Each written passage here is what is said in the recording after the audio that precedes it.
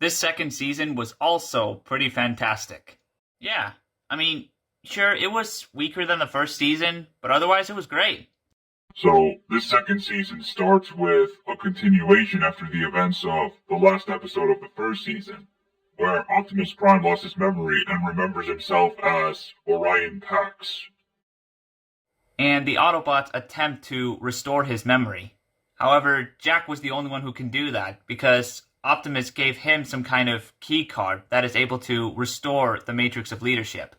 But in order to do that, Jack has to go to Cybertron to use something called Vector Sigma to power up the keycard.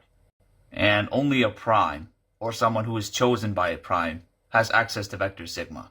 That was why Jack was the only one who had access to it, because he was chosen by Optimus himself.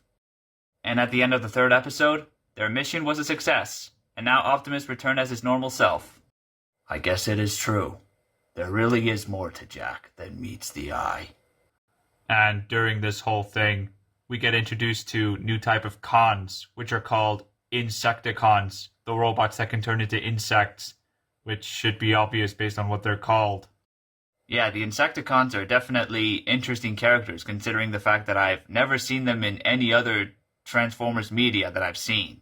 I also like that we got introduced to new characters, such as a Decepticon named Dreadwing, who apparently is the brother of Skyquake, who was a Decepticon who died from the first season. And in the 18th episode, we get introduced to a new Autobot that I've never heard before named Smokescreen, voiced by Nolan North. Yeah, and he was a pretty decent character. And we also got to see Cliffjumper in a flashback. However, unfortunately, Dwayne Johnson did not return for the role, which is a big shame. And during that flashback, we got to see Shockwave for the first time. And I really love how they handled Shockwave. Me too. His design was pretty cool too. And also, compared to the first season, I like that we got to see more of Wheeljack. Yeah, he thankfully gets to appear in more than just one episode. Now, the main plot of this season are something called the Relics, which are these objects that is able to either give you special abilities or make you more powerful. For example, there's the Phase Shifter, the Apex Armor, and the Star Saber.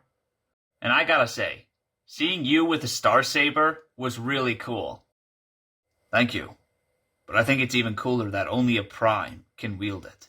There are also relics which are called Omega Keys, which has the ability to restore Cybertron using the Omega Lock. Which would be a good thing, as long as the Omega Keys are in the right hands. Otherwise, not. But unfortunately, Megatron got his hands on them, and as a result, he not only has the power to restore Cybertron, but also has the ability to make Cybertron a whole empire for the Decepticons, and make the Autobots look like an enemy to the entire planet. And I couldn't let that happen, so I had no other choice but to destroy the Omega Lock.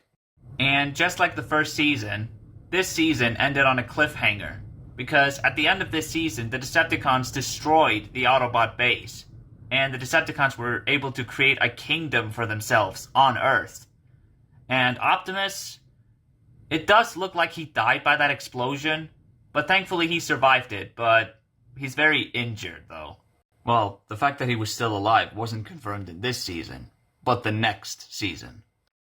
If I could think of a bad quality with this season, I don't really like any of the human antagonists, who call themselves Mech, who is led by this character named Silas, who is voiced by Clancy Brown.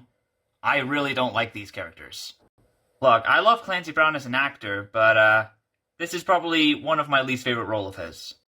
Yeah, they're pretty similar to the human villains from Age of Extinction. They want to use our technology and use it for their own to create their own robots. Yeah, like, they stole Bumblebee's T-Cog. If you guys don't know what that is, it's the thing that gives the Transformers the ability to transform. And then after Bumblebee got it back, they stole Starscream's T-Cog. Yeah, and he spent most of the season without a T-Cog, which was kinda disappointing. They also used Breakdown's dead body as a mech suit. Yeah, that was pretty messed up. And speaking of breakdown, they also killed him off, and the way he died was pretty quick. And pretty disappointing, too. Anyways, I think that'll be it for the review. I'm gonna rate this season an 8.5 out of 10. And now, let's find out what show we're gonna review next. The next show we'll be reviewing is...